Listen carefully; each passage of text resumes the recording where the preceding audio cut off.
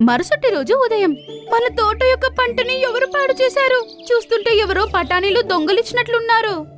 సహోదరి, ఎవరు కావాలని చేశారు. సరే, నువ్వు బాధపడకు, వాళ్ళ కర్మ వాళ్ళు అనుభవిస్తారు. కానీ కొద్ది రోజుల తర్వాత 2 పక్షులు తోటకు వెళ్ళాయి. ఇప్పుడు బఠానీలు పండాయి. మనమిద్దరూ ఇప్పుడు పంచుకుందాం. హా, నువ్వు కరెక్టే చెప్పావు. ఇద్దరు బఠానీలను తీసుకెళ్లారు మరియు వాళ్ళ గూటిలో పెట్టుకున్నాయి. జిల్మిల్ తన తోటకొచ్చి ఇలా ఆలోచిస్తుంది. మేము ఎంత కష్టపడి బఠానీలు పెంచాము, కానీ ఎవరు దొంగలించారో మాకు తెలీదు. సరే పర్లేదు, నాకిప్పుడు ఎంత బఠానీలు దొరికాయో అదే నాకు చాలు. కుంకుమ తన గూటిలో కూర్చుని ఇలా ఆలోచిస్తుంది.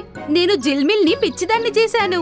నా దగ్గర అందరికంటే ఎక్కువ బఠానీలున్నాయి మరియు ఈ సంవత్సరం అంతా నేను కష్టపడాల్సిన అవసరం లేదు. అది పడుకుంటూ పోతుంది.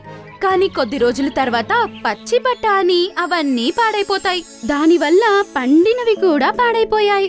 చూస్తున్నట్లే అన్ని బఠానీలు పాపం పాడైపోయాయి.